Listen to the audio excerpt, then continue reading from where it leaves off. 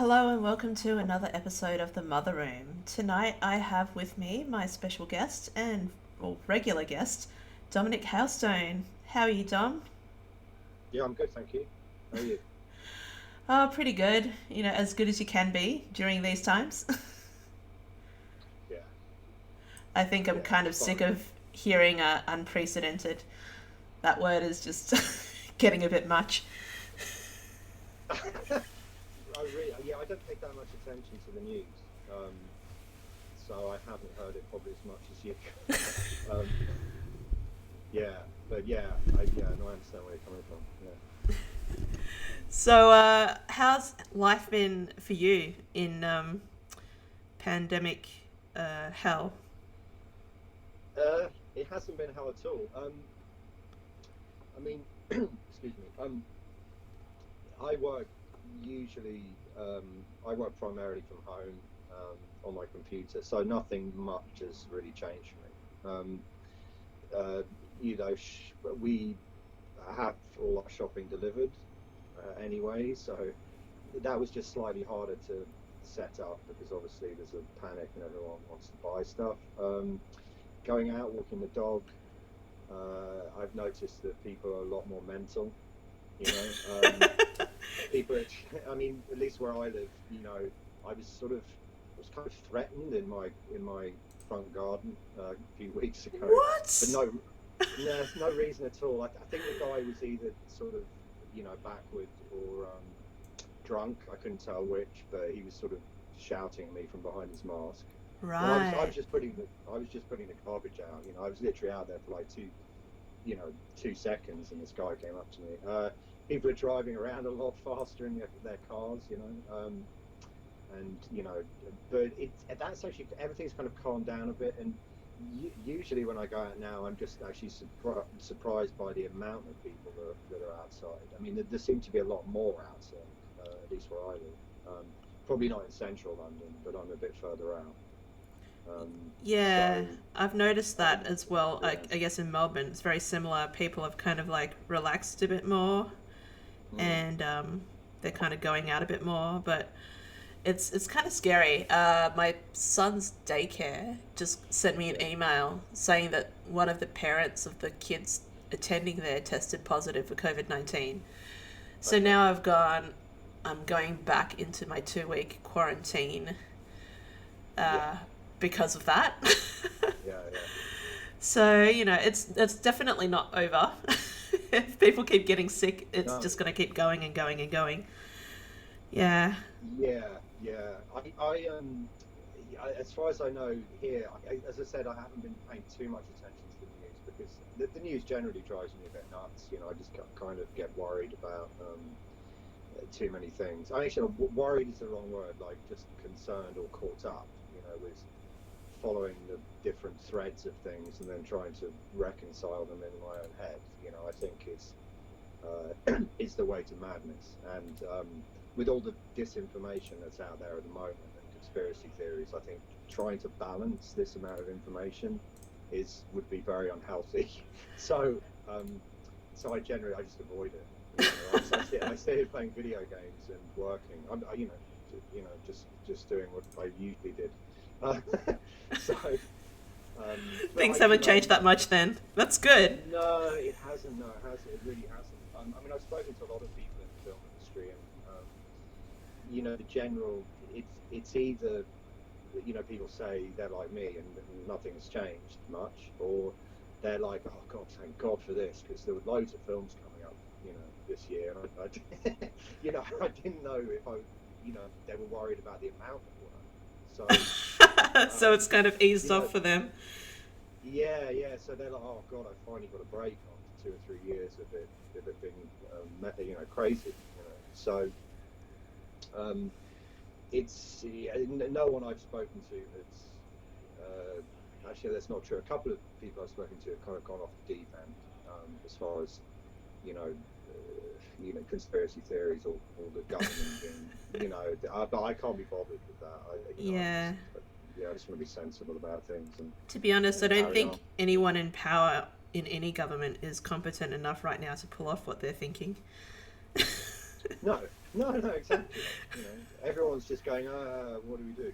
So, yeah, I mean, just kind of carry on, and I'm sort of, I'm not, I'm quite supportive of the government. I think over here, in general, I mean, apart from the odd blip here and there, where I'm like, that's dumb. I'm actually kind of more supportive than I am usually, which has surprised me because I'm usually quite critical of the government. But with everything that's going on, I think that, yeah, I mean, it must be a very hard job, and yeah, I just generally think that doing, um, kind of obeying the rules is, probably the sensible thing to do.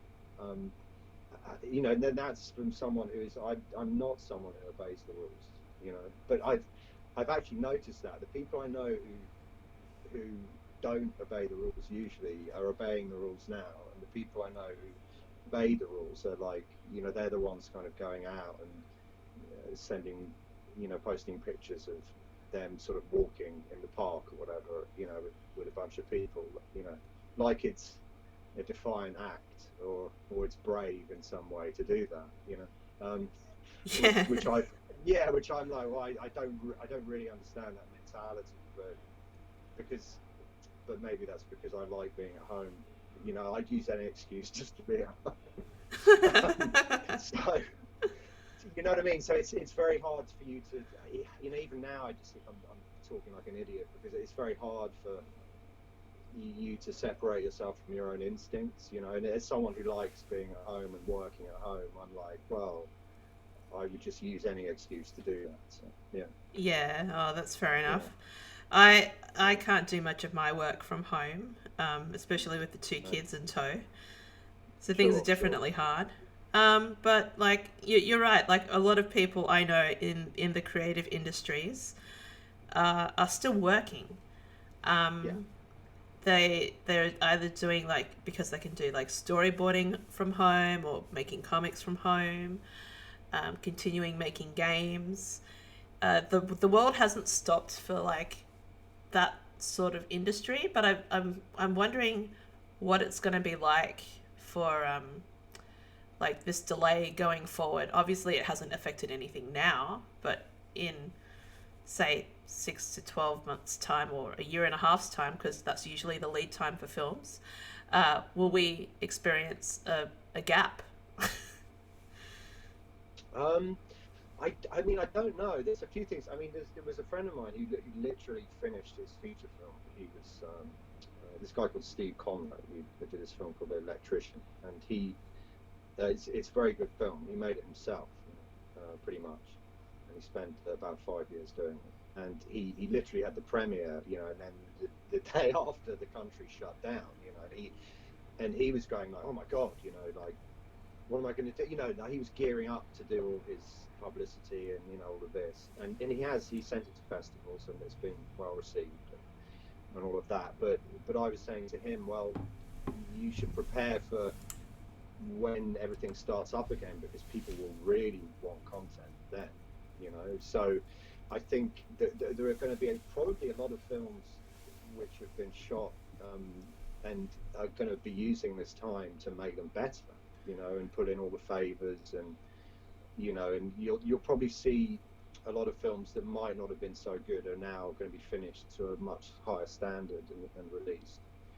Oh, Um, that's true, because there's that kind of yeah, like industry rush. There's a lot of yeah, pressure on, especially creatives such as yourself, to kind of get everything done to a certain timeline. And in a lot of cases, you get underpaid and overworked. So I look yeah, forward to having films that are like have a really good polish on them. I think that'll be interesting.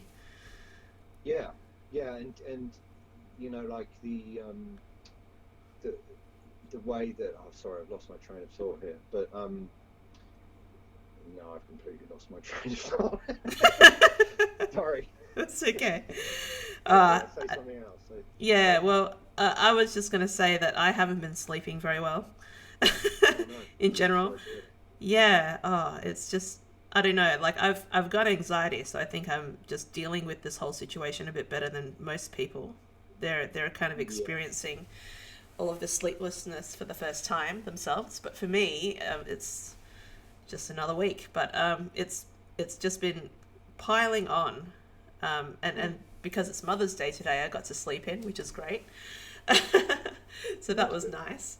But other than that, like, yeah, everyone's kind of gearing up to reopen everything. So I'm kind of like just as that example of like the daycare having their first COVID-19 case, kind of it makes me believe that we're kind of forcing it a little bit too quickly.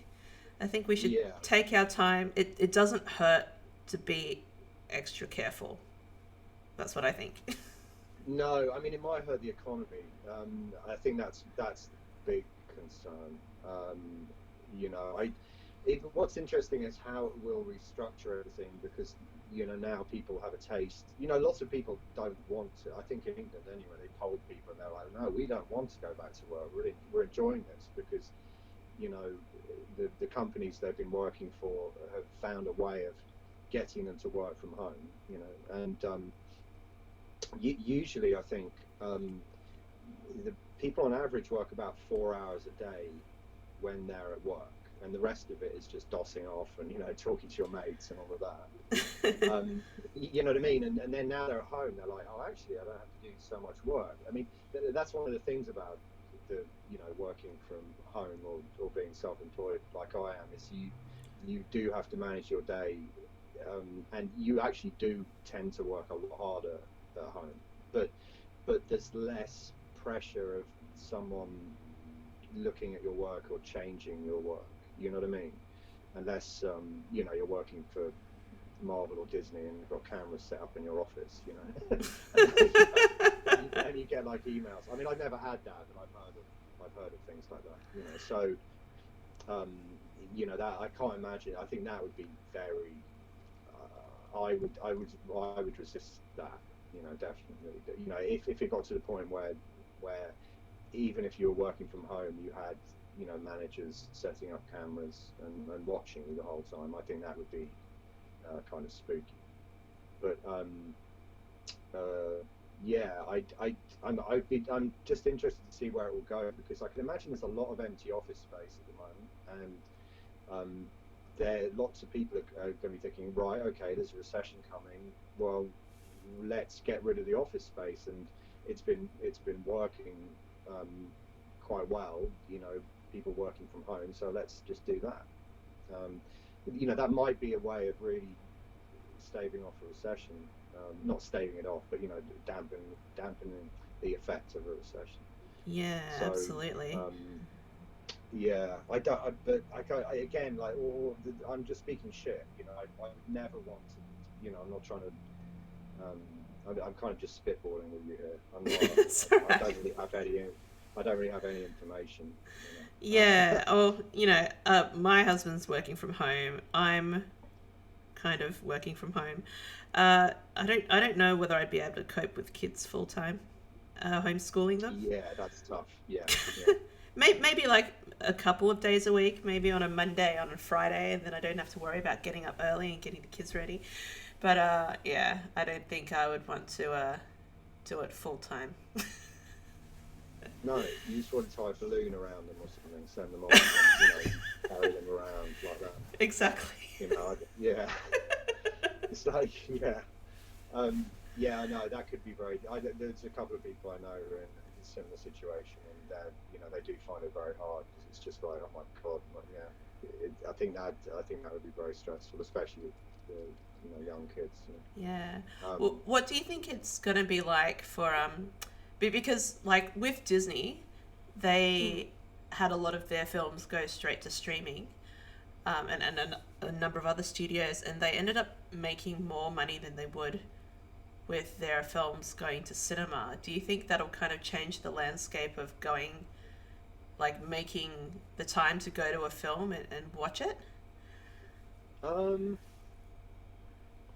mean, I hope not. I mean, what I'm hoping is, if you look at, I think that it will change. It might.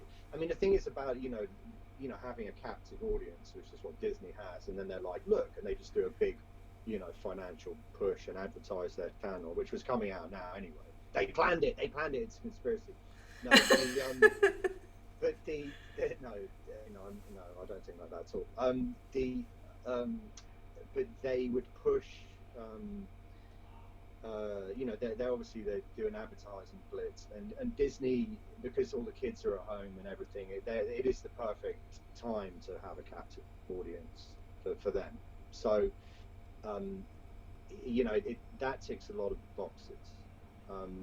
And I think, but once you've seen it, I mean, I've got like a year free on the Disney Channel, and I turned it on, and there was nothing there to watch for me. I was like, this isn't very good, So, Yeah, I only got Disney Plus to watch The Mandalorian, and then after that was done, I was like, right, well, there's nothing really else I want to watch.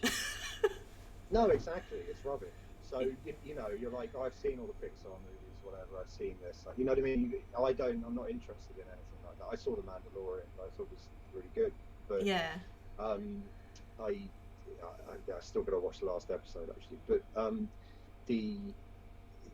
generally, I think once that's done, like you're going to want broader content. I'm not sure if Disney can offer that broader content. No, Frankly, they've definitely got their concentrated demographic that they pander to, and it makes them a lot of money, but that's not all of us.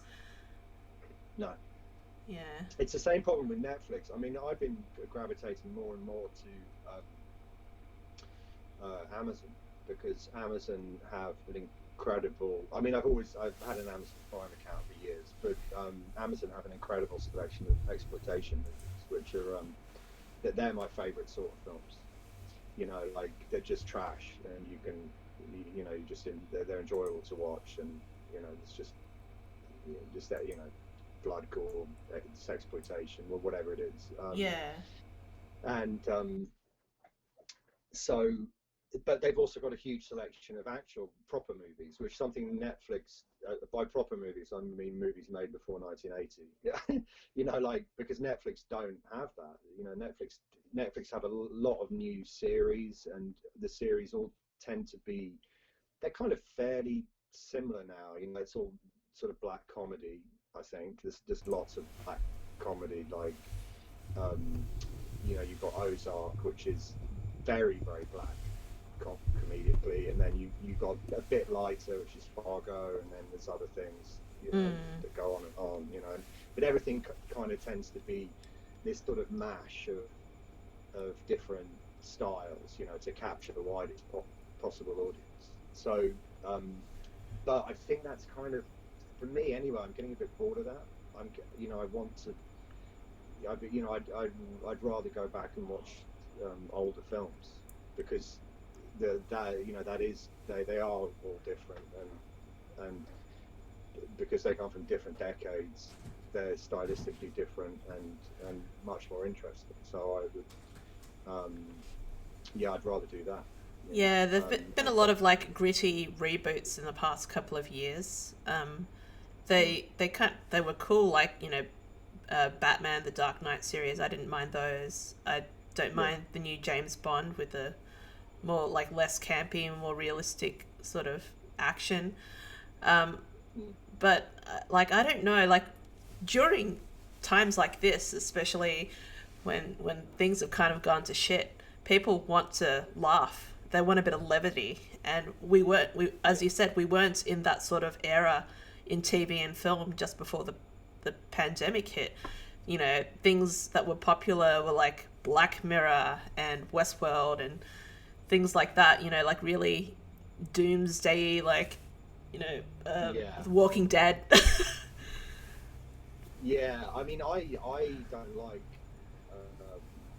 what the West or The Walking Dead. I like Black Mirror a lot, but I would have to watch it in very small doses, because after one episode, I'd just be like, "Fuck me!" It's like, I just want to kill myself. It's so, because it's so kind of, it's trying to be prophetic, but it also makes a lot of sense. Like Charlie Brooker, the guy who writes it, is very, he's a very clever guy, and he's very satirical, and he takes things from real life a lot, and they do kind of get to you, You know, those little. It's just modern Twilight Zone, but it does get. Or it gets to me anyway, and I'm like, I can't watch 3 of these on the go. It's too much. But I do love it because out of all those shows, it seemed to be kind of having the most fun. You know, like Yeah.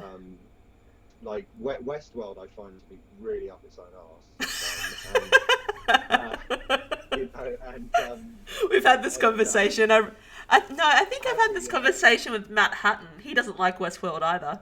No, I saw the first couple of episodes, and I was like, "Oh God, where's the theme park? Where are the cowboys? I want to see cowboys." You know, like I don't want to see people talking in rooms. You know, or like when I do see a cowboy, he's sort of brooding and going, you know, like I kind of just wanted to see a theme park. It's like, why? I mean, maybe the theme park is cool and they show it in later episodes because I didn't get that far. But I'm like, why would you want to go to a theme park like this? It's awful. You know, it's like, you know, like you get people who would dress up as, you know, go and live native or something. It's like that, you know. Yeah. But just as an aside, I came across an amazing thing the other day, which was that you know, the people who reenact old, you know, like craft fairs or something, and they all dress up in like old timey clothes to sell their wares, or they would do a Civil War sort of piece, and you know, they all dress up in that. Well, apparently, I love this. I love it so much. The Star Trek cosplayers turn up at these things, you know. You know, like they've landed. You know, like they've landed on the Western planet or whatever, and they like, you know, just piss them off, you know, which I love, you know. I think that to me is the natural evolution of something, and I think that's actually very interesting because I would like to see. That's like time bombing someone's yeah. like medieval carnival. No, exactly. But what I'd be interested in is like how seriously both sides take it. You know, it's like would one of them come up and go, no, guys, you can't do this, you know, and would the Star Trek guys like go like, I'm not sure what you're talking about, you know, you know, or would they both absolutely maintain character, you know, and just get it like just like that, and both cosplay in equal measure, you know. But I would love to see that happen in real life if it was entertaining. That is actually a reality TV show I wouldn't mind watching. No, exactly, yeah. But I thought that was great. I think, you know, hats off to Star Trek people thinking about, because they can get very obsessed about that you know, that sort of thing, you know.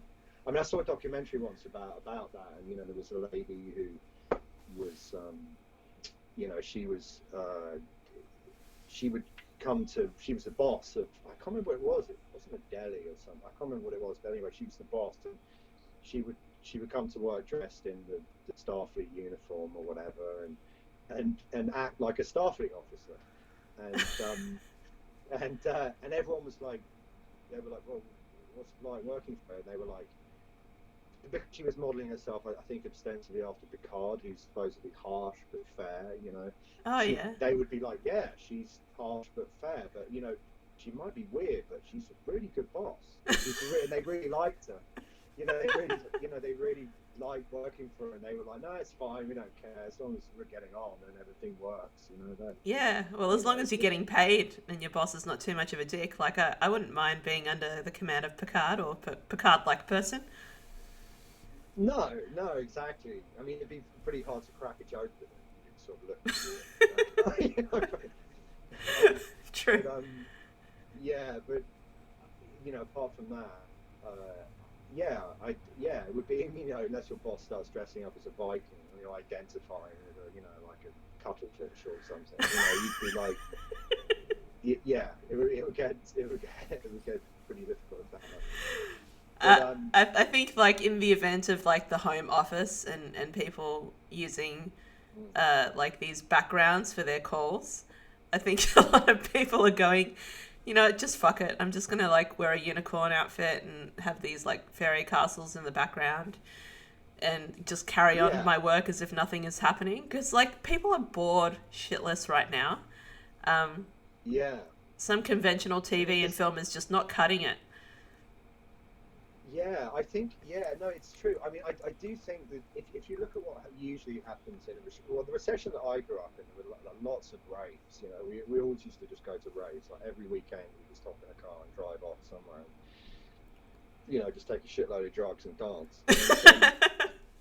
And if you look back at the 1920s, obviously, recession, and that's what they did. There was a period called the Great Binge, which I think lasted for about 15 years between I can't remember the years, but at the big, like 1910 sort of on, and you see, the Charleston or whatever they're dancing, and everyone's just high as a kite, Yeah, because everyone was all on the coke and drinking yeah, champagne. it was Coke and champagne, and all the products like toothpaste had cocaine in them, and Coke obviously famously had Coke in it, and all this, and but then if you look back even further during periods of strife, back to the Middle Ages, they had like there's this thing called, I think it's called the death dance, or the dance of death, and it's when things got really bad, people would just start spontaneously dancing in the street, to let out their energy. So I can see that happening. I can see as soon as we come out of this, parties are going to be big.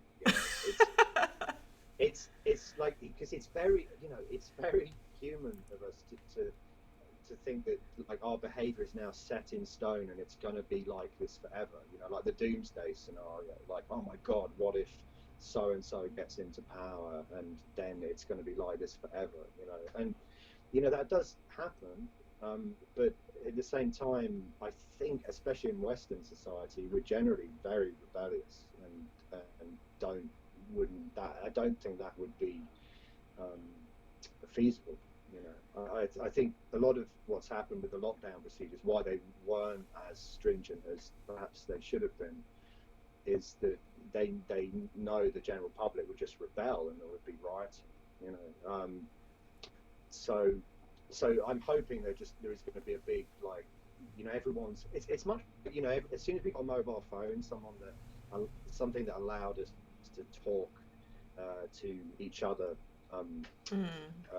whenever we wanted, we decided that we didn't want to talk to each other, and that texting was much better. You know, you know what I mean? Yeah. And I think now that we're in lockdown, we're going to crave the opposite. I think it always works like that. I think whatever you're exposed to, eventually you get bored of, and you crave the opposite. So I Yeah, think people have what been will, saying to me yeah, that they're kind of missing just giving people a hug. Um, yeah, yeah, especially now with a lot of loss that's happening.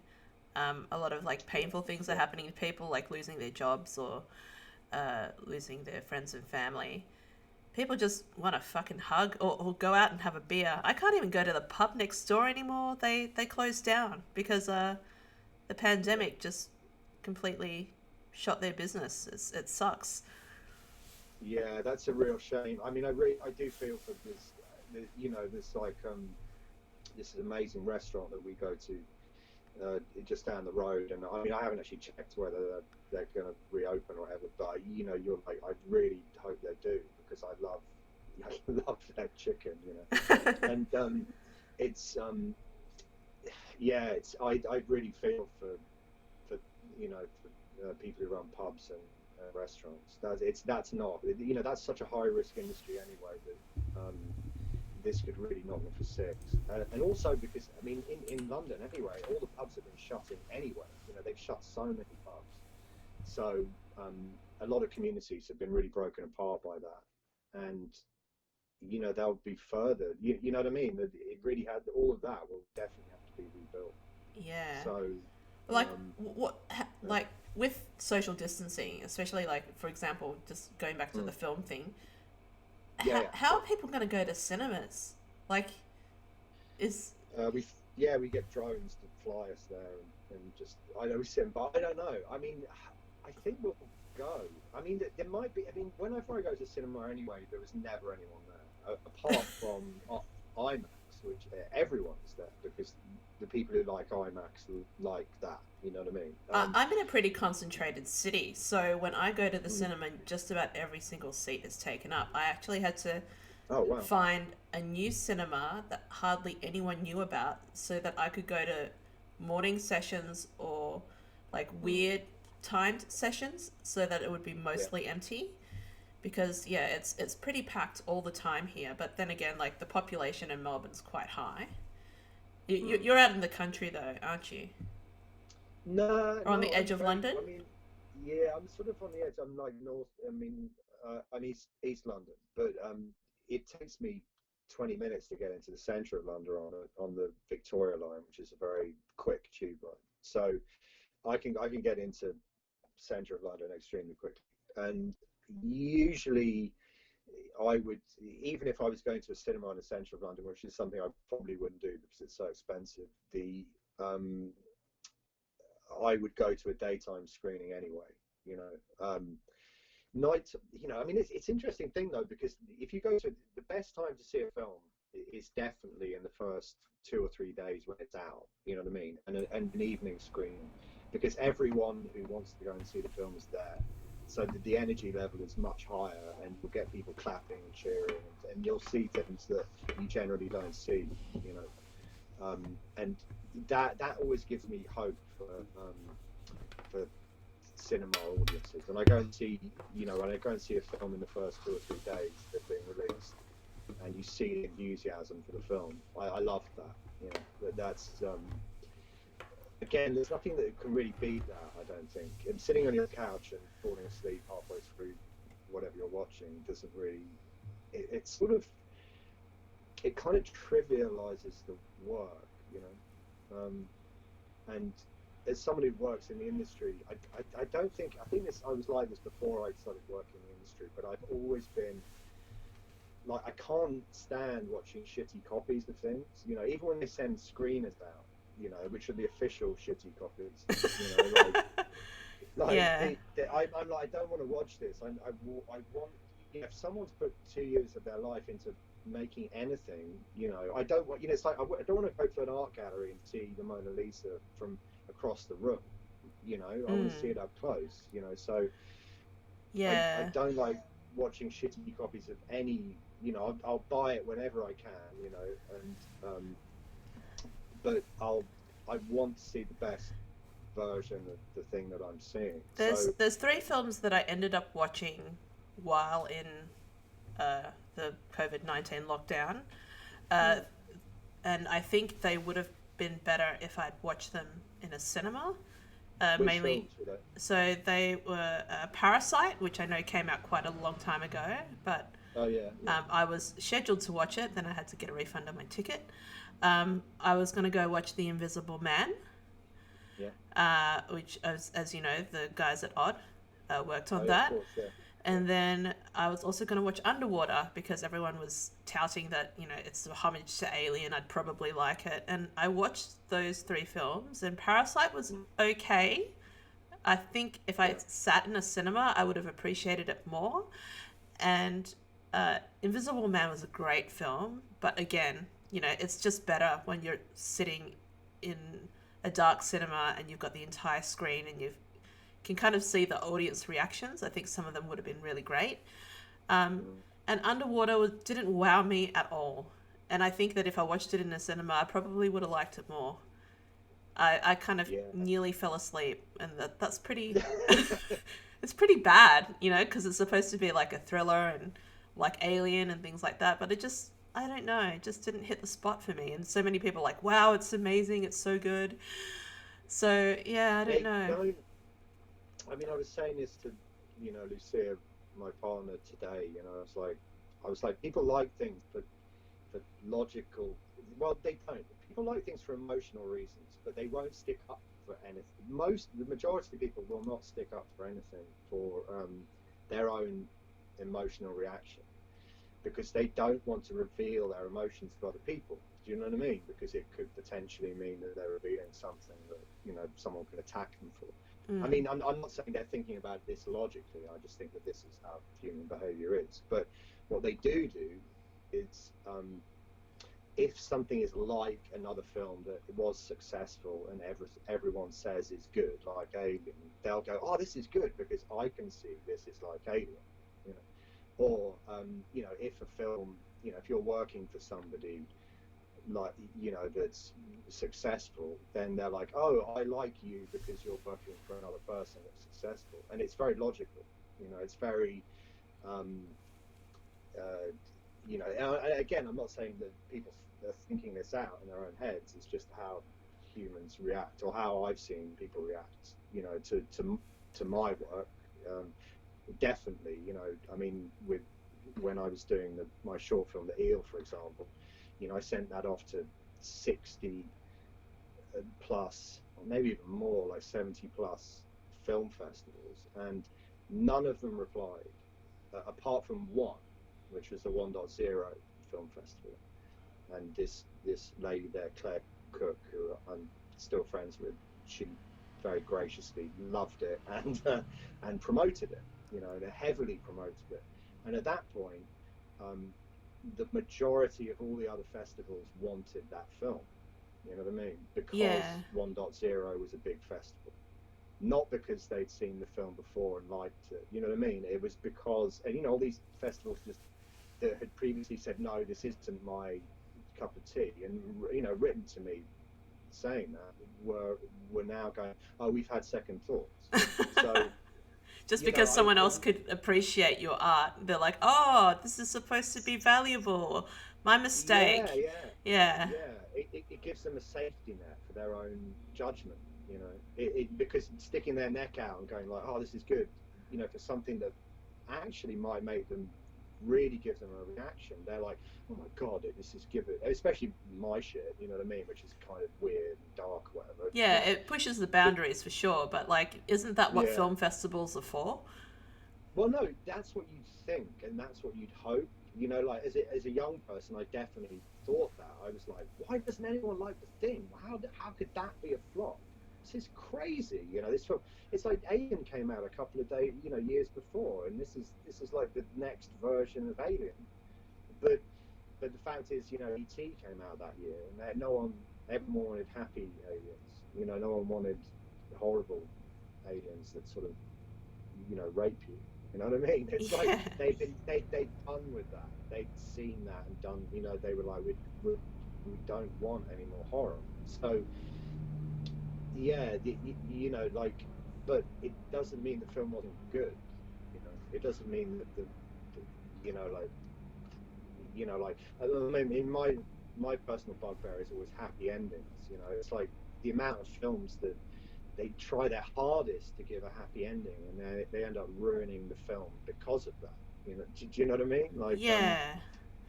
Uh, I'm sort of I feel rambling a like little bit. Sorry, like yeah. just for example, and I know you probably don't like this film, but Alien Resurrection, I feel No, was I don't. better Yeah, with the bad, like not the bad ending, but the ending where they end up on Earth and it's a shithole. yeah. Not the one Well, where they're that gazing out the window and it's pristine, and you know. yeah. No, that's an awful ending. I mean, that's yeah, yeah. But that reminds me of Lord of the Rings. You know, like in the book of Lord of the Rings. You know, like they do all their amazing adventures, and they put the ring in the Inferno, and they go back to the the Hobbit, you know, their Hobbit houses, and it's been destroyed. It's razed to the ground, you know, and there's nothing left, you know, and that comes from Tolkien's own experiences in the First World War. You know, you come back, it's like you can't go back. You know, you cannot go back. But in the film, they spent like 45 minutes. You know, they obviously cut that bit out because they're like, that's too depressing. Even though it's the proper ending of the book and the logical ending for the story, and they instead gave you 45 minutes of people saying goodbye to each other with tears in their eyes. You know, and you're like, and you know, at the end of that, you're just like, I want to kill myself. You know, like you're kind of like, you know, it's actually a worse ending than it could have possibly been. They sort of I felt like that with it's Stranger yeah, Things when they ended the season with this really really long goodbye, and I was like, my God, when is this going to end? It didn't. yeah, and it's like the filmmakers saying goodbye to the audience, or the filmmakers saying goodbye to themselves, or it's a weird thing. They kind of get too attached to the characters, or too loved up, or or whatever. It just makes me want to be. It's I want think that's more. what I appreciate about the Alien films. Like, someone Mm. dies, boom, that's it. Like, the grandest gesture for saying goodbye was probably in Alien 3 when they said goodbye to Hicks and Yeah, Newt. That throwing them into the molten metal. yeah, But, that in Alien, they just shoot Kane out the airlock. It's yeah. very uneventful. Yeah, but it's kind of how it should be. I mean, what is your sacrifice if it's not getting a fucking medal afterwards? It's like, Yeah, and life goes it's like, on. It's not the end of the movie yeah, when someone dies. yeah, it feels like life goes on. Yeah, exactly. And that's the positive thing is that the things are getting carried on, and at least some information got out that could potentially alter the future. It's not that someone got a fucking medal.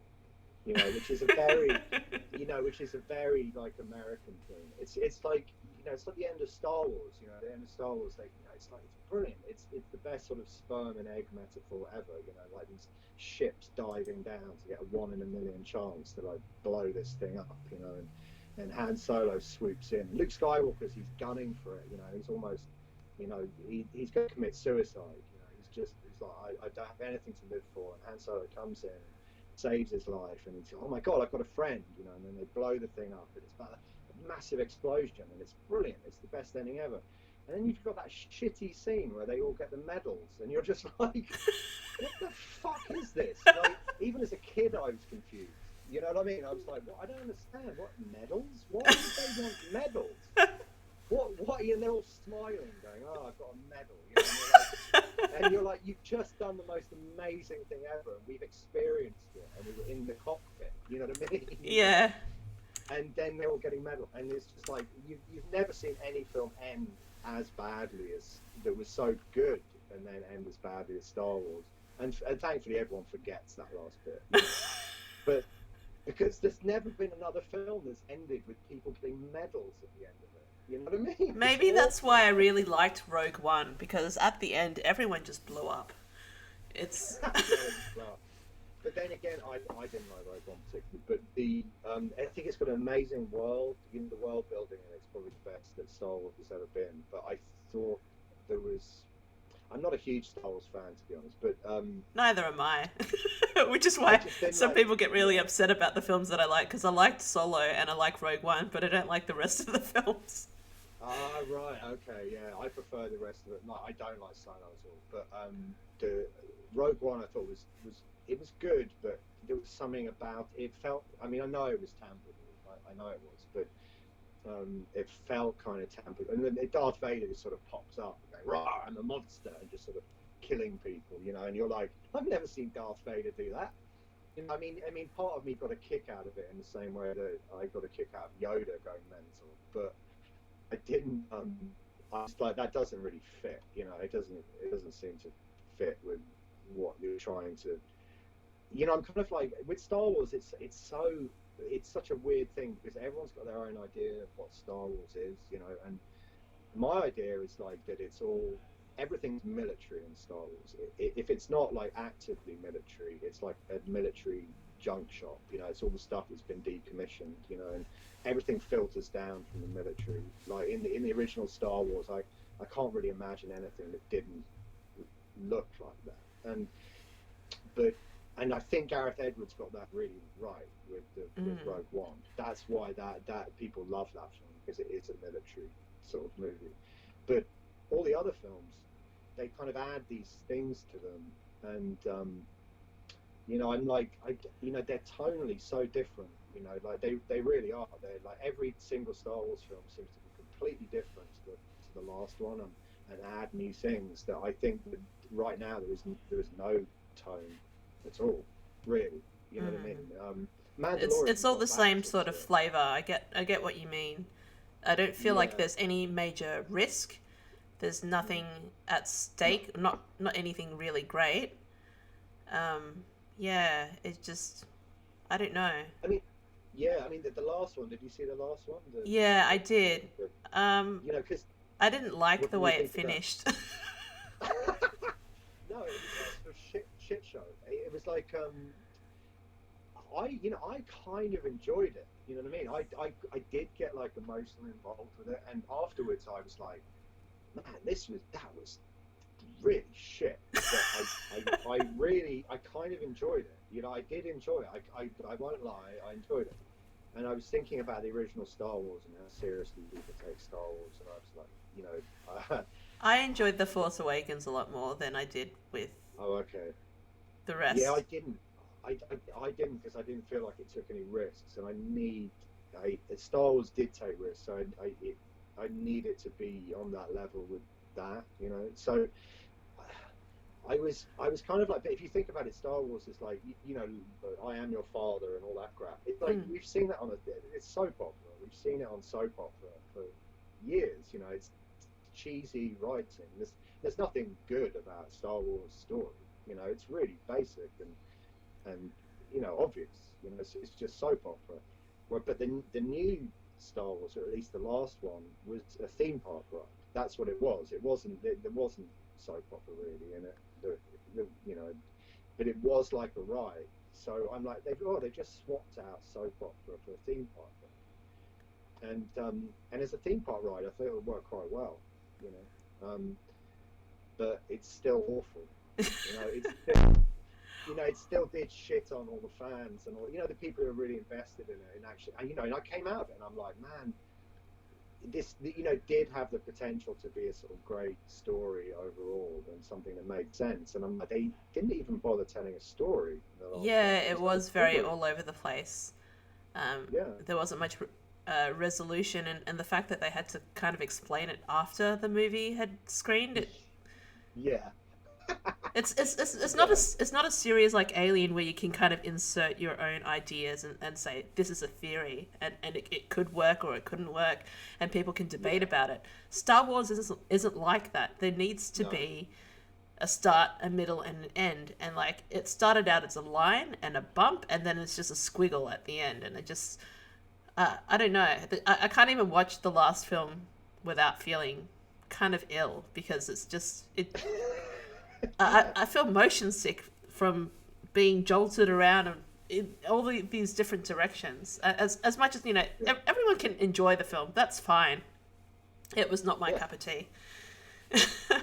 No, no. I mean, I thought like at the beginning, right? The first, I remember thinking like, as soon as the cameos started, you know what I mean? Like, I was Yeah, like, this is just, they've actually inserted the Star Wars Christmas special into this. They're wrapping every single version of Star Wars into this, including the Christmas special, because there's a cameo, and you know, and then they roll Lando out, and he's just like, oh, where am I? You know, he's like, you know, that, you know, it's just like he's not there.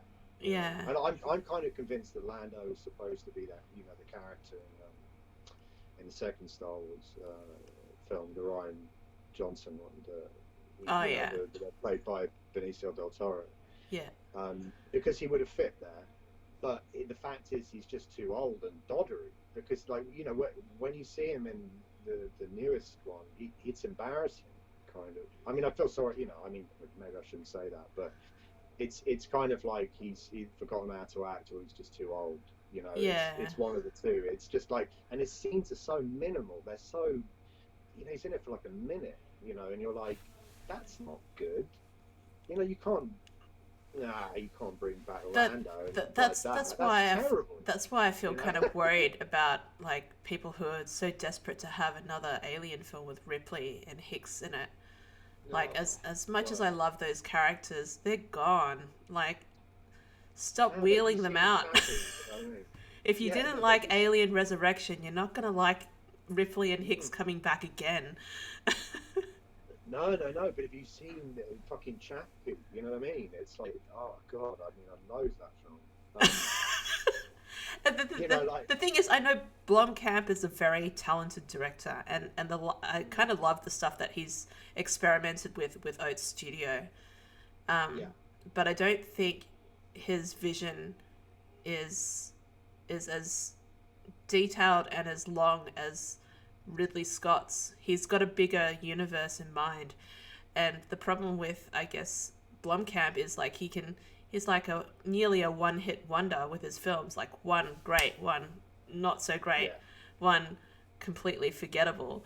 yeah, What we need is someone who is, I don't know, like who has a strength in knowing how to direct where the film should go. And I know that sounds weird because like all directors know how to direct a film, but they don't. No, they don't. They really don't. Trust me. They uh, don't. They don't. Honestly, they don't. I mean, Blomkamp is a good example because, like, he's basically come out and said. I mean, I've read an interview with him where he's like, he's very honest. He's a very intelligent guy, and he said, like, I hate directing and I hate writing. Like, those are the worst parts of me. What I like is the world design. You know? And if you look at the art books for, District 9, I think they're incredible.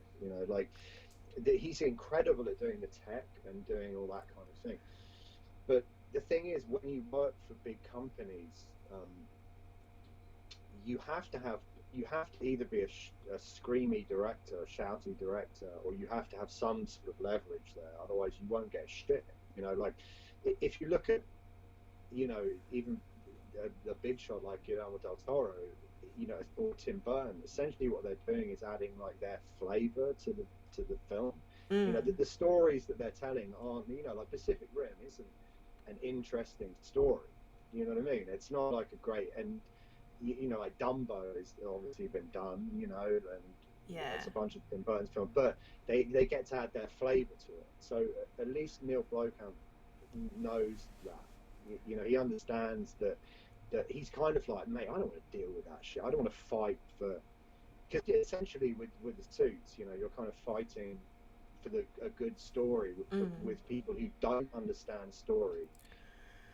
But isn't that the mark of a Yeah, good director to be able to push the envelope? Like, I've been reading through the making of Alien, and Ridley Scott did a lot to like even convince the studios to bring on H.R. Geiger, to yeah, kind of get yeah. everyone okay with Dan O'Bannon coming to set and trying to help out and do more with the film. He could Mm. understand what everyone's wants and needs were and was trying to balance it out. And even in the more recent films like Prometheus and Alien Covenant, he's always willing to listen to what people have to say. It's very rare that he would kind of go fuck no to someone. Like he even let bloody Yeah. Michael Fassbender carry on a stupid bloody accent, like South African accent for the part of David in Prometheus for like 3 weeks before Fassbender gave up. He's like, Right. if you Yeah. want to do it, you can do it. Yeah. Well, no, but the thing is, a part of a director is to just shepherd the thing along, and he does have the shareholders and then the producers and all of those people to consider, and they will be telling him to do things, and he will have to adhere to them. All he can do is kind of struggle and then suggest, like, how about we do both versions, or you know what I mean, and then we can test them and try and work them back into the story. I mean, I'm not revealing anything here. I'm just saying No. that's generally how the industry works. So, um, but with if you don't have any leverage, they will fight. And you know that happened obviously on Solo. With people who did have leverage. You know what I mean? They directed Phil Lord and Taylor. Is it did the Lego Movie and Yeah. 21 Jump Street or whatever. Those are big films, big hits, and they got fired. So Disney will fire anybody. The drop of a hat. If they don't get what they want, the people in charge are the producers. So you have to. That has to be kind of factored in. It's very much like there isn't anything ostensibly wrong with that, because a lot of the Wizard of Oz had like I think 4 directors. Yeah. So lots of films in the studio system in the 40s and 50s work like that. They would just you're just the director for hire, and there are lots and lots of big films where, oh god, I was reading about one the other day that you wouldn't even think of. I can't remember who it was, but another director got called in and had to do the last 2 weeks of the shoot. It's just sometimes there are practical considerations for these things, and sometimes people who were getting along at the beginning of a 2 or 3 year relationship aren't getting along at the end, and they both of them want to leave. They don't. And it takes someone like Ridley Scott or James Cameron, but the thing is with those guys, they did have something that they could offer. Like Ridley Scott's got his eye that he could offer that was pretty revolutionary at the time. That kind of really tight eye for design, especially science fiction design. No one had ever seen that. So, but he had to fight on Blade Runner. So, and James Cameron obviously is a motherfucker and will just fight anybody. So, so like, yeah, but he's. I mean, I love James Cameron. But Oh yeah, even but that's what makes him great, right? He knows how far to push people. Like I've heard about what happened on The Abyss and things like that. You don't get a good film without really driving everyone around you insane, unless, like, I guess Guillermo del Toro, the way he directs is he gets really passionate about stuff and really gets down and dirty with everyone, even in the art department, and I really appreciate that. And that's why he can work with like really young kids as well. He has a way with directing children. But he's a very nice guy, apparently. Yeah. Very nice. Yeah. Who do you think would be a great director to kind of work in the Alien or Predator universe going forward? Whose hands would you like to see at the reins? I mean, because remember I was talking about Starship Troopers and I was like, he should totally do it. Oh yeah, totally. I mean, Predator, it's bad because I loved the last Predator film. I thought it was a lot of fun. I enjoyed it. I had no problem with it, but people hated it. You know what I mean? But I'm like, you're taking it too seriously. Like I always thought Predator, basically, I didn't like Predator 2. I thought that was too serious. And like the whole thing about thinking that Predator is like a badass or whatever. It's like I just fuck off. Like to me, Predator is like a wrestling movie. It's Predator versus Arnie. So I thought the next film should be Predator versus Stallone, and then the film after that should be Predator versus Van Damme. I think it should have gone like the wrestling movie. Yeah. I would love to see like Predator versus Judge Dredd or something like that. Like the good old comic book crossovers. That would be entertaining. I'd friggin' watch that. Yeah. No, exactly. People who you know are already evenly matched. And even like Alien versus Predator, I think that had its moments. I seem to remember, but it was dumb as fuck. But it's definitely got a good. It was so cheesy, but I love it. Yeah, it is. It's really cheesy, but it is. It's sort of. It's properly. It's bad, but it's probably like exploitation movie bad. It doesn't slow down, and it gives you all the deaths, and it kind of moves along, and that's why I like the new Predator. I was like, this is dumb. But it's just giving me all the kind of gore that I want and monsters that I don't take those films seriously at all, so I don't care. I mean, I know there are people who do, and to them, do you think they just want to stab me in the eye? But, do you think with the age of social media and people being very fully aware of the film process, do you think like it was kind of blown out of proportion, the unsuccessfulness that was headed for the Predator, like with all the reshoots and stuff? Because I know people in the industry. I've never worked in it, but you worked in the industry. There's shitloads of like script rewrites. They fire directors all the time. Producers leave projects. Do you think that it's really par for the course for the Predator? Do you think it was anything out of the ordinary? No. I mean, those films, you can see them. It's you can see. I mean, I can see the sort of creative process behind it. I mean, I do remember speaking to someone on the crew, and he was like, it was 2 weeks before release, I think, or 3 weeks, and they were like, they still had like 60 effect shots to do. You know what I mean? I'm exaggerating those numbers probably, but that's just the nature of the business. It's like they shoot a bunch of shit and then they test it. It's because they're all chicken shits. They don't.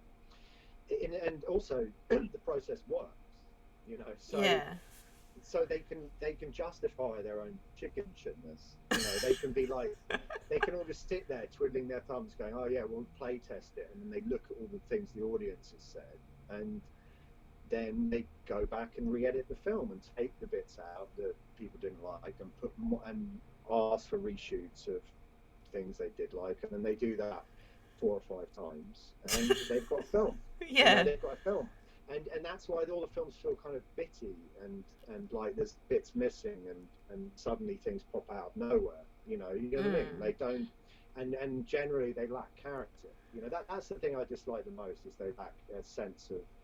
I mean, especially like the last Star Wars film, you're like, oh man, the worst thing about it is it's got no integrity. You know, it's Yeah. and you know, Predator didn't have any integrity either, but you know, there was only one good film anyway in Predator, so you know, and it's you know, like I mean, I don't care by that point. Star Wars, I think generally the most disappointing thing is they should have just had more respect for it. You know, they should have planned it out. You know, it's like if you're going to write 3 stories, just plan it out. Make sure those 3 stories work. You know, Yeah. don't just Well, I go kind of for felt things. the same for Star Wars, you know? Like, I felt like they were trying to go That's what I'm somewhere with saying. it. Star Wars. Oh, okay. I Yeah, thought you were talking about the Predator. no, no, Star Wars. Yeah, no, that's what I mean. No, Star Wars. Yeah, yeah. Sorry, It's all I'm right. talking too fast. I'm talking too fast. It's Yeah. all good. Mm. So, back to my question. Well, which Of director do you course. want to see going forward with either Predator or Alien or AVP even? Um, yeah, fuck AVP. Alien. I mean, oh God, who would be good? If you can name some people, I mean, you know, David Fincher would be great. Oh, You know, I don't think if he's he could. ever coming back. He's been too No, no, no. traumatized. Oh yeah, yeah. I saw him on stage once, and he was like, "I haven't seen." You know, he goes to the director's cut. Someone asked him about a director's cut. He goes, "It's not a director's cut. I haven't seen that." You know, and he hasn't seen it. You know, he quit. You know, and he's not going back. So there's that. But that would be Totally. amazing. I would love to see another Alien film directed by David Fincher. Something that Yeah. he got more control over, and the studio could just lay off. But I know that won't happen with Disney. No, no. The thing about David Fincher is he's perfect for a horror film. You know, and even Seven is a kind of I mean, it is a horror film, Seven, but it's a kind of thriller as well. You Mm. know, but he should do a horror film, but instead he tends to do films and then make them into horror films. You know what I mean? Like, Yeah, all of his films are horror films to some extent. yeah. Well, Even most of Fight them. Club. Yeah, yeah, they're all they're nasty, perverted movies.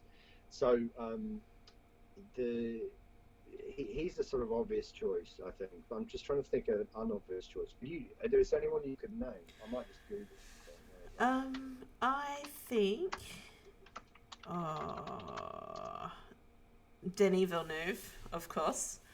But I don't know. He's a very contemplative director. The sort of he does a lot of like think pieces, and although I really loved a lot of his films, I did not like Annihilation at all. And That's not him. That's Alex Collins. oh, sorry, Alex Garland. I don't know why I'm saying Yeah, that. they're similar. They're very similar. They're very I mean, I similar, think. but sorry, it Yeah, wasn't. yeah. I don't know why I said Annihilation, but there's also a film that I do not like. No, I didn't like that. I didn't, no, I saw Color Out of Space, which is coincident I worked on. But I generally don't like films that I worked on. But I thought that was a better version of that story, just because it was I did more. like Blade Runner Arrival, and I'm sure Dune's going to be really great. Yeah, I find I do have a problem with that style of filmmaking, and both of those guys are in the set. I haven't seen Evs, which is Alex Garland's newest film, but that kind of emo sci-fi, I don't really like that. I'm in, you know this. I'm not a massive fan of the original Blade Runner. I prefer the new Blade Runner. And Villeneuve he's a very talented director, but there's something measured about it, and kind of a bit funereal, like it's dead, like everything's happened already, and we're just sort of walking over the remains of a movie. You know what I mean? It's all Yeah. very solemn and lifeless, and I had the same problem, yeah, with Annihilation, is that everyone's just talking in hushed tones and being very serious, and it's just like, look, come on, man, I just want to see people acting like people. The thing I is, don't, I really I don't loved want your, yeah. Dread and Sunshine and 28 Days Later. I want to see Alien in the style of those films, where there's Well, they're like like Danny Boyle, aren't they? Yeah, they're sort of. I mean, Dredd is. I can't remember who directed Dredd. I think Alex Garland took over at the late he stages of he that. he Maybe. wrote for it, I believe. Yeah, he wrote the three. Yeah, he wrote all three of those. Maybe if we could just get a different director and just get him to write. Yeah, yeah. No, no, exactly. Yeah, I think he's good. I mean, I do have to see Dead because I've heard that's very good. But just yeah, I'm not sure who would be good with um, Alien, or like it's sort of very obvious choice. I mean, maybe the guys who did this, the Safdie brothers, the guys who did Uncut Gems and High. Oh God, what's it called? High Life, I think it's called. Do you know those guys? Oh yeah, I mean, they're tense as fuck. They're really. Have you seen those movies? They're very. yeah. Josh Safdie and Benny Safdie. Yeah, they're very. Like. Um, yeah, they're very. They know how to ratchet up the tension. They would make something that would like, like twist your nails off. Or, Mm. or like I'm not sure. Like Darren Aronofsky, maybe. Like that would be interesting, definitely. Um, but yeah, I don't know who Yeah, I do to like Darren suggest. Aronofsky. Like I like Black Swan, but I feel like um, his films have an unexplained factor which would kind of work with Alien, but Yeah, I yeah, don't that's know. what I mean. I didn't And like Mother. I thought it was a bit yeah, I weird. haven't. Yeah, I haven't seen Mother. I mean, it's very art. He tends to do sort of exploitation movies, really, and then just kind of put an arty twist on them, which is kind of what Alien is. Like if it's his twist, it would definitely be interesting. If you did it. Although having said that, I did read his Batman script once, and it was fucking awful. But so, Really? like, oh yeah, yeah, it was really bad. I mean, but part of me thought, I know he's just hopping on board this to get a development deal, and then he'll get his money and then fuck off. It was sort of deliberately. I don't know. It was very weird. But I don't. There aren't that many modern. Modern. I do like the Safdie brothers. I think they're good modern directors, and I like I think Ali Esther Christopher a lot as Nolan well. wouldn't be too bad because No, he'd be good. Yeah, I he'd quite be great. liked the range of films that he's done. Like like we were just talking about the Batman films before, but he's also done like Inception and Interstellar, and I really enjoyed those. Dunkirk is an amazing film. Yeah, Um, Dunkirk's incredible. Yeah. Memento, The Prestige. I mean, like he. Oh. No, no, no. I was going to say him, but I just thought it would be too fucking obvious. Although I I don't. did not Sorry. like Batman versus Superman. Oh, okay. No, no, that's not him. That's Zack Snyder. And he produced that. Yeah, Yeah, I do he like that produced film. it. I have to say, I like that film. Really? Yeah, No. yeah. I don't get the criticism. I really don't. Like every criticism that I ever hear about a comic book movie, it's always like, if I that it seems to be so. I don't know what film. I mean, the thing is, I'm not that into comic books, so I don't care that much. But I don't see. Batman versus Superman to me has the best comic book fight in it, which isn't Oh, that's the true. Superman I do Batman agree one. with It that.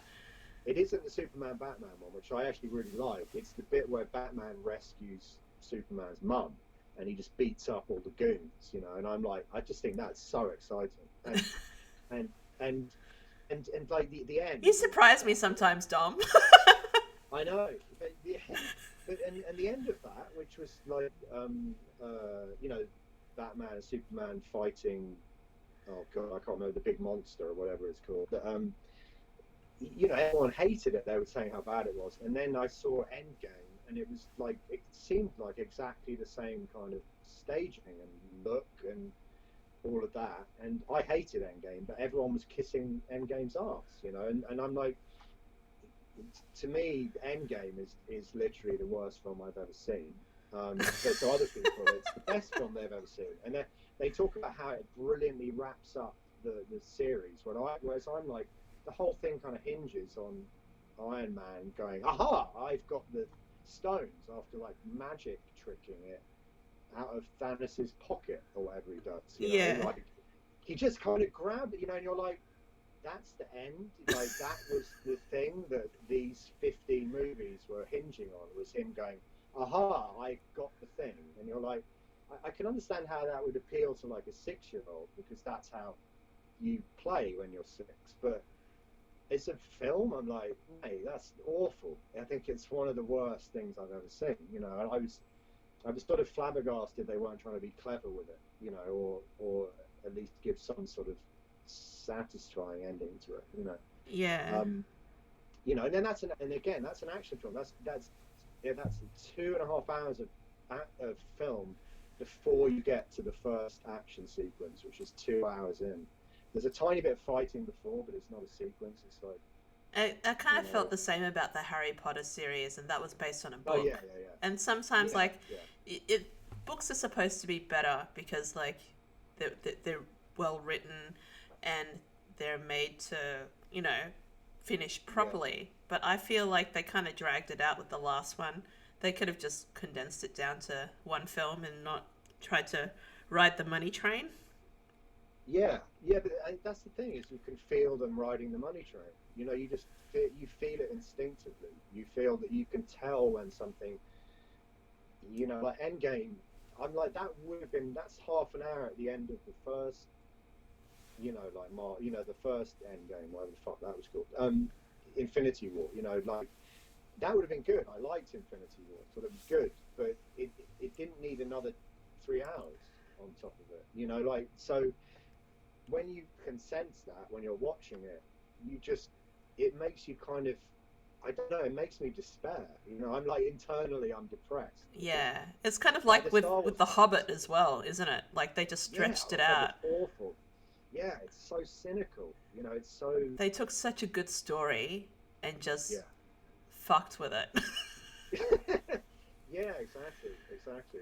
But yeah, I don't want to just carry on bitching about Hollywood movies. Yeah, I hate it. Do you want to see a resolution to Ridley Scott's films? Do you think there should be just one more that they let him poot out before they boot him off the Alien franchise? Well, before he dies, it'd be nice to have a dying man's wish. Like, I mean, I don't have any insider knowledge. I hope he isn't dying, but like, I do like. No, he's No, no, not. but He's no, he's no, but he's pretty spry for an old guy.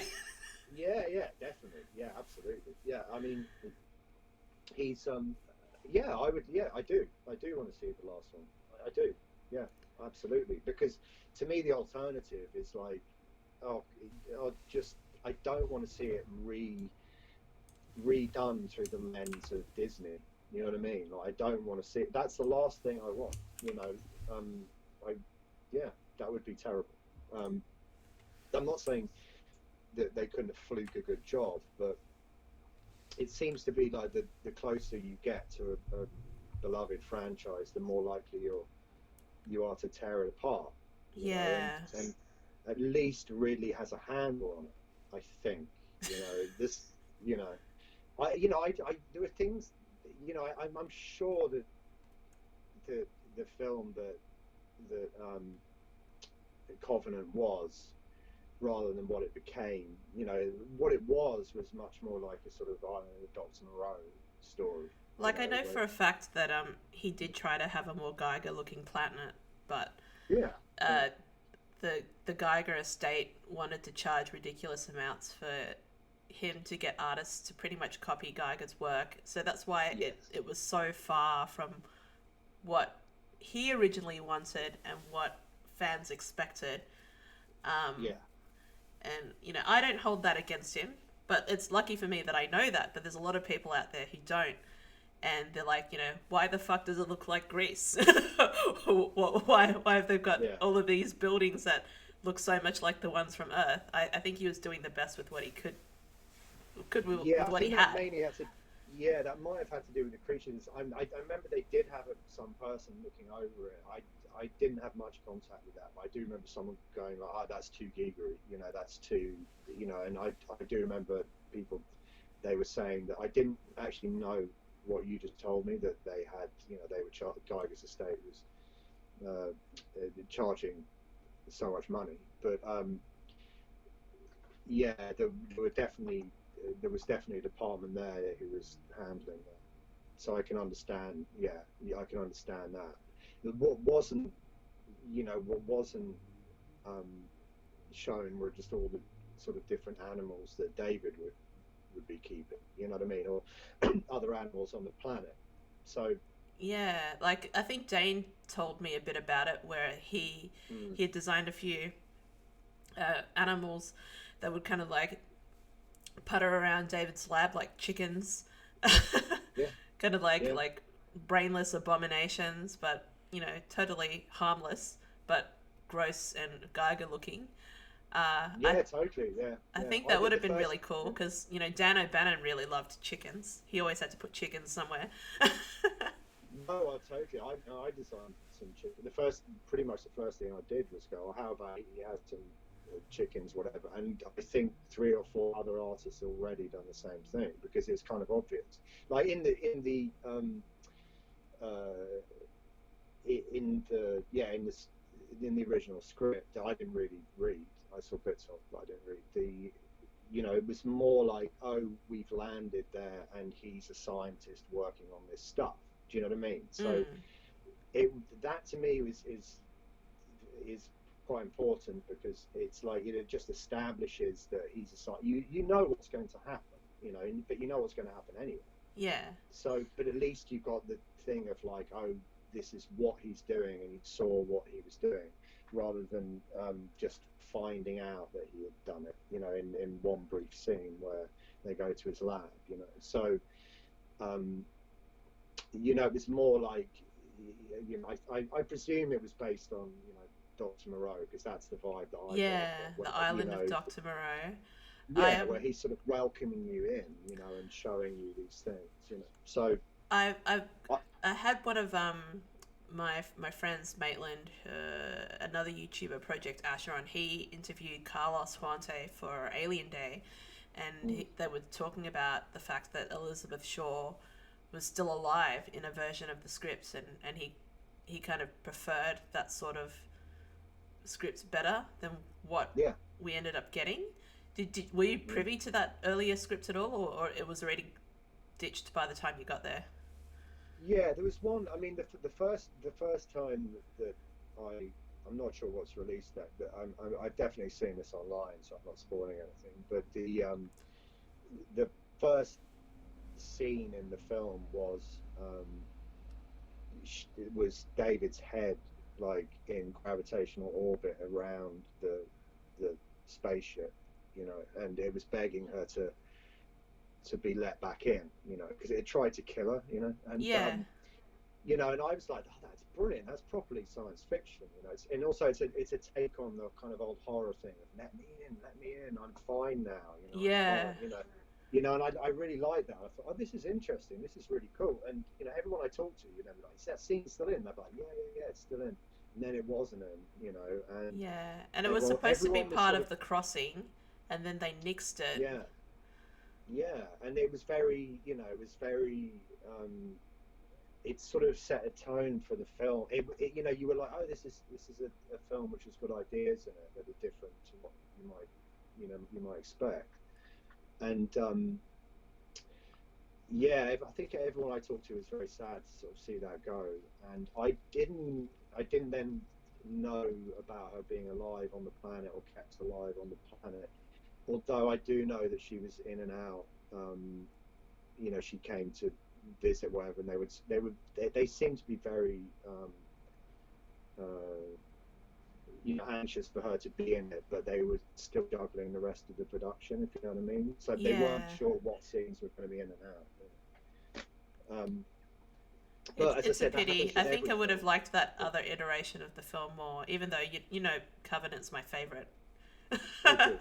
Yeah, But yeah, I would have really liked to see Shaw alive. I think yeah, it would have been a better send off for her to die in the film than having her already die off screen. But I guess with yeah, actors' schedules and juggling production and also production budgets, they probably couldn't afford her by that point because she was in such demand. yeah. It should have. I mean, they should have sort of. It almost certainly has something to do with that. Yeah, it's a That's pity. what it is. It is. She's because she was very good. She was, she's was a very good lead, and to have her come back, rather than there's a whole thing, isn't it? When you first start a movie, you're kind of you do want to through a thread that's coming off Prometheus, and David's the thread, which is probably why they shot that intro scene. Yeah, With him and the piano, they're like, oh no, this is the guy, but at the same time they didn't really give him enough screen time, so you're kind of going, oh, who's the hero? Catherine Waterston's the new hero, and you don't really care. You don't really care by that point. You just feel like that. I mean, for me anyway, it just feels like they're jamming things in. mm. But there is an interesting story there. That's the to me that's the shame about Alien Covenant, is that there is a there is an interesting story. It does actually make sense, and as you've in your podcast and in your research into it, you can kind of dive into it and find interesting little facts, and But like the it average yeah, viewer, or the casual fan, they're not going to give a hoot. no, They want to be no, entertained. They want a story that makes sense. That doesn't leave too many, uh, in their words, plot holes. yeah, And I can understand that definitely. Like half the fun for me was diving in and finding the details and doing the research and you know getting to yeah, meet you yeah, guys and talk about like every single bit of the film, even making the puppets. But yeah, yeah. not everyone's going to have the time or the investment to do that. Well, no, it's like if you are really into something and you discover things within a film that other people don't know about, or you just discover parts of the story, it becomes your story, because you piece those two bits together, and that's an amazing, that's what Kubrick did best, just leaving kind of everything made sense, but he left plot holes there, and Covenant does work like that. It does, a lot of it does make sense. Things that don't make sense actually do make Yeah. sense, To and it's very, yeah. I to mean, to it's yeah. do Sorry. you think? Sorry. You finish. No, what I was saying is it's very interesting. I thought, with the COVID-19 thing, to just to see how people act in a pandemic and how actually they would take their fucking helmets off. It's like it's like You're right. everyone Oh said my that. god, that's such a good Everyone has analogy. said that Like that was a plot hole. It's not a plot hole. there are so many It, fucking idiots going around with no masks, coughing in people's faces right now, and saying that viruses don't exist if they can't see them. yeah, Um, yeah. No, exactly. And so it does. All that stuff makes that there are no longer plot holes in the Alien films. So that's good. But but like, I mean, it could, that's an interesting. It is an interesting, it's an interesting parallel. Um, yeah, for but sure. but but I like, I do like the fact that Ridley is deliberately not telling parts of the story and allowing you to fill in the gaps between those parts. I think that's very good. But the problem with that is that I've seen this on lots of films where they talk about the pre-production and not the pre-production, the kind of external content that they release on the web and on the DVD and all of that, and how the whole world fits together. Is they're throwing out too broad a net. They're um, they're expecting everybody to be like you and look at all these bits, whereas in fact what that does is it sort of, you should really be concentrating your energy on one story, you know. Yeah. Like I think that there's a story. If you can surround the film with other little tidbits, that's great. But I do feel now that they, like, I mean, especially with the Marvel films, like if you don't read the comics, they don't make they make very little sense, to me. Like they introduce characters in the Marvel films without even telling me their name, and I'm just like, who is that? You haven't given me where they're just there, and everyone's like, yeah, but that's blah, blah, blah from issue 17 or whatever. And I'm like, I don't care. I'm not going to read issue 17. I'm talking about I'm talking about the film in front of me, not the, not the, what, some version of reality that I don't exist in. Yeah. Like, Yeah. you know. um, to wrap this up, because Mm. as much as I love to talk, it's getting really late here. Okay, sure. um, what director or writer would you resurrect from the dead to do an alien film? Oh God. I don't know. I mean, Resurrect from the Dead. A screenwriter like, uh, like, I mean, the obvious ones would be like Philip K. Dick. I mean, Harlan Ellison would be good because he's just a bastard. Like Yeah. it's ruthless. He'd be like ruthless, and that would be good. Like, yeah, Philip K. Dick would. I mean, nah, he wouldn't work. I mean, because he's got his own ideas. Holland Yeah. Ellison would do it because Holland Ellison could write anything. And he's good with structure. He was good with pretty much anything. And he was nihilistic. But I'm not a big, I mean, my favorite science fiction author was John Wyndham. He would be good. But he didn't write any screenplays. I don't, as far as I know. But he wrote Day of the Triffids and Midwich Cuckoos, the Children of the Damned. But Oh he's a yeah. kind of sort Love of Children child of of the Damned.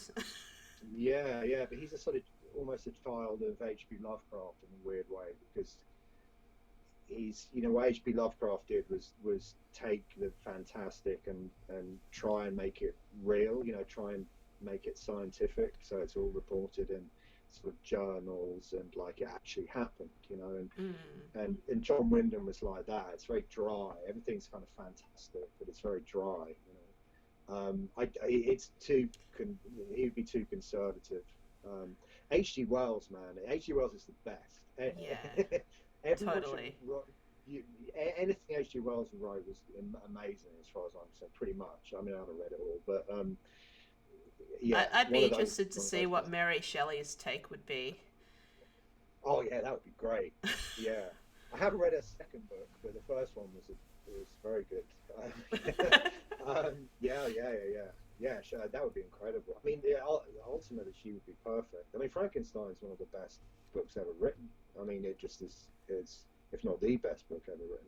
Yeah, and apparently it's the first sci-fi book ever. The first, yeah. Yeah, or at least recognized as sci-fi. There've been earlier iterations, back through the ages, but in what we call or term now popular culture, Mary Shelley's Frankenstein is definitely up there. How about director? And horror, yeah. And what a director. You want the final director who would direct the best alien film. Yeah, who would you resurrect? Who would I resurrect?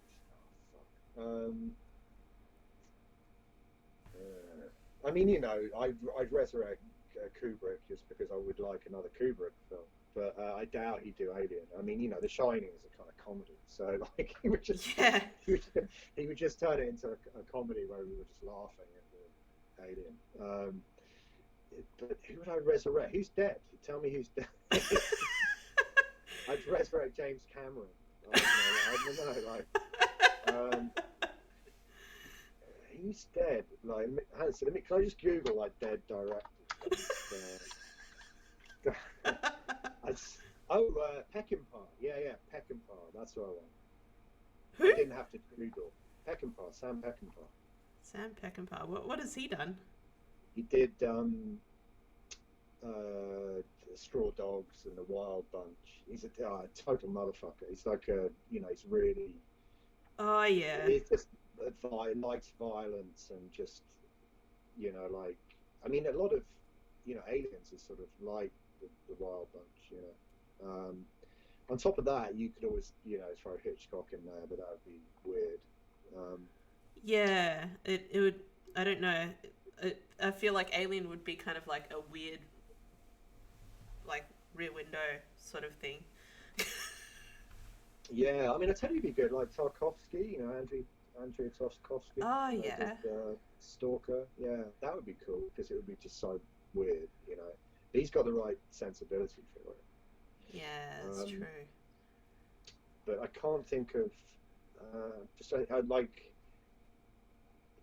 is Philip Kaufman still alive? I like Philip Kaufman a lot. That's a good question. Let me just check. Yeah, I think he is. I think Philip Kaufman's still alive. Yes, But I he loved, is. yeah, but I love Invasion of the Body Snatchers. I think Oh that's yeah. brilliant. Oh, he did Raiders of the Lost Ark. He had something to do with it. Yeah. I'm not sure what. Yeah, I don't think. I mean, that's Spielberg and Maybe the book.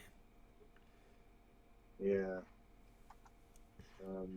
I don't. Yeah, but I don't know. There aren't that many. God, science fiction directors. I'm just trying to think.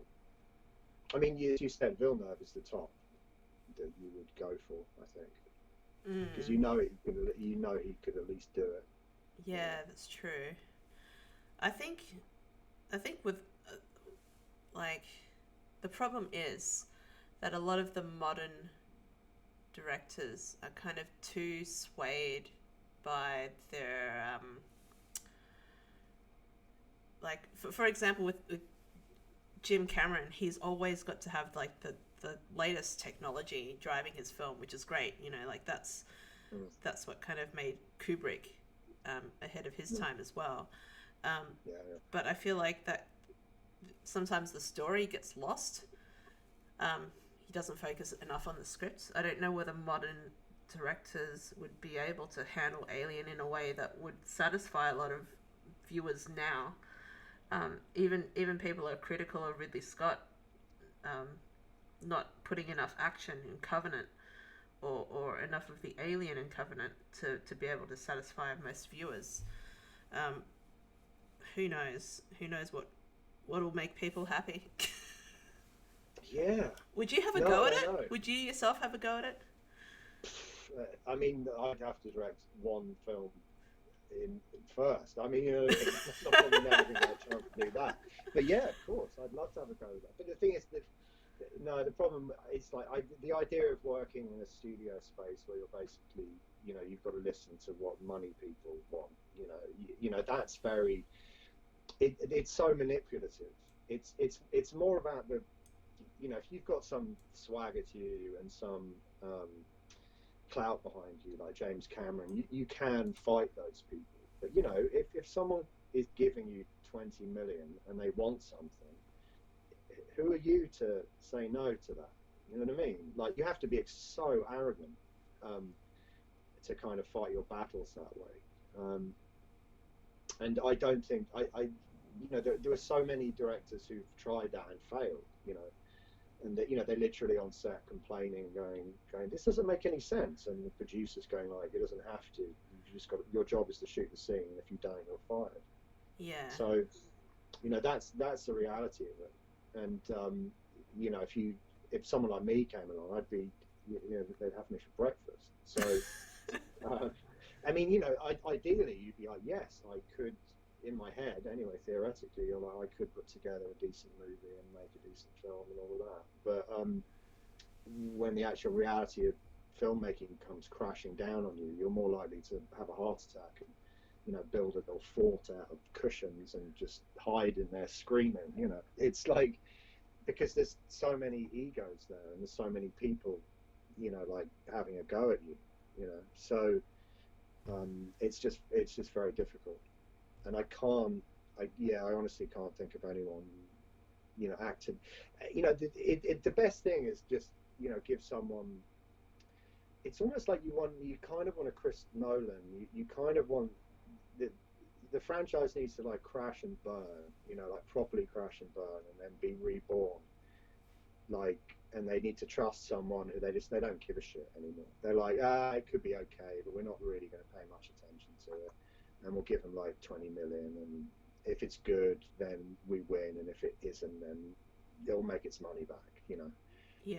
Um, Ultimately, that's probably what it should do. And did you say it was going onto a TV now, Alien? I mean, maybe that's the best place for it. I don't know. Yeah, there were rumors going around, or at least there was at one point, they were speaking to someone who was kind of doing a pitch for a TV series, or streaming or something, and they kind of had a little bit of a taste of it with the Alien short films, which came out around the 40th anniversary, and they did a digital series for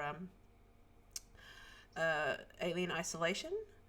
But overall, I think that would be the plan going forward. It would make sense, you know what I mean? Films are just too hard to try to put together and too expensive, especially with the wake of COVID-19. Getting people into cinemas would be, there's no point. Yeah.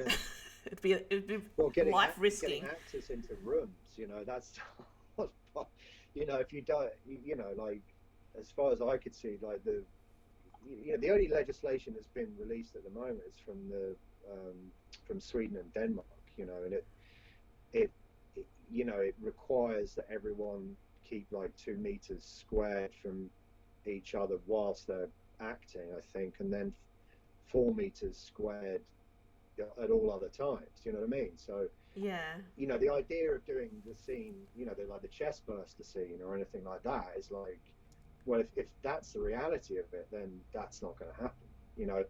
We'll probably see a lot more animated films because of it.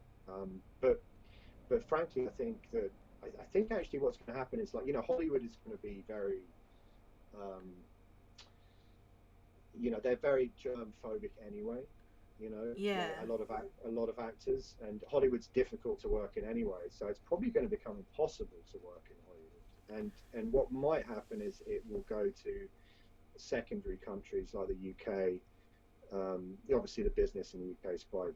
There's a lot of studio space here, so we could accommodate that. But then other countries, like in Europe, where actually the health guidelines may be a lot more lax or New Zealand's non-existent. New Zealand's gone to 0 cases. Australia's close behind. I Oh, think that's good. if they have a crew or the whole like movie crew come out here and Yeah, isolate for 2 weeks and then they get released, they would be able to knock out an entire film in 3 months and then go back. yeah. I know what's going to happen. I'm very happy about this. There are going to be a lot of westerns. um, that's what's going to happen. There's going to be lots of westerns and lots of space westerns and just lots of. I mean, like lots of Denis Villeneuve films. Lots of people in Yeah. big rooms. With lots of distance between them. You Maybe Priscilla the Queen of the Desert too or something. yeah, they've all got their own car. But yeah, yeah. I think Mad Max is still gearing up. So yeah, I think that would be fine. Oh man, I'm looking forward to that. Fucking oath. Yeah, absolutely. Yeah, that's going to be great. Um, but yeah, anyway. Um, Thank so you for anything having else? a chat with us. Oh, yeah, lovely to talk. And Okay. if anyone wants to follow Dom, uh, he's on YouTube and he's got a lot of his clips available. I'll be able On to. it, Instagram as well. Oh yeah, Instagram. I've already pimped you out on Instagram. It's all good. Oh, brilliant. Thank you. I think that like people will also appreciate your video clips because you've done a bit of stuff for Tool, haven't you? And Yeah, ISIS as well, Holy yeah, Tears and yeah. stuff. Yeah, I've got a sort of unreleased video for tour which will be coming out at some point, and but I did. Was that the one that we were talking about last time? Because that's been a fair while ago now. It's been a while. I mean, I finished it I think 4 or 5 years ago. So, but I mean, I still work with tool a lot. I did a large percentage of the background visuals for the last tour, um, which was amazing fun. Did you Um, get to go to one of their gigs? yeah, I was out on tour with them for about 4 days. So I went Oh, to that's awesome. So they didn't all charge you around for York. tickets. No. I got some of my friends in. But no, it was around New York, and you get, I mean, seeing it's one thing working on a computer, and it's another thing seeing your stuff, your sort of 9 stories tall, Yeah. and it was, it was really nice, I got quite a big kick out of that, just seeing all that, and then you see the audience reaction to certain, you don't just see, you feel the audience reaction to certain visuals, and bits of music, and you see where the certain parts work and where certain parts don't, and you're constantly sort of trying to modify that, and it was a really cool experience. I loved it, and hopefully it will continue as long as they can perform live again ever. you Yeah. know um because yeah, that's the main worry, is like I won't be able to go and see bands or comedians, or that's what would annoy me. I was So, just thinking about that because usually what I would do on Mother's Day is actually go out to the pub next door, or I would actually make an effort and go to like some sort of festival or something, some sort of gig, and I yeah. can't. I can't even go watch the burlesque dancers with my friends. It's just very sad. Yeah, exactly. It is sad. And I'm Yeah, getting no. fatter. Oh yeah, we're all getting fatter. Don't worry about that. Yeah, yeah, that's the worst part. You start having exercise. Oh god, terrible. Anyway, I'll let you. Um, All right. Well, thank you for joining us on the Mother Room. Is there thank anything you. else you'd like to say to those who've been really dedicated and listened and watched this whole 1 hour and 40 minute stream? Oh, no, not really. I hope you enjoy. I hope you enjoyed it. I mean, it was nice talking, and it's always nice talking to you. And that's about it, really. No, I hope it was entertaining. Oh, yeah. Yeah, I think we've had a pretty good yarn and a catch up. yeah, it was good. Yeah, no, thank you. All right. Thanks, Dom. And this is Mother signing off.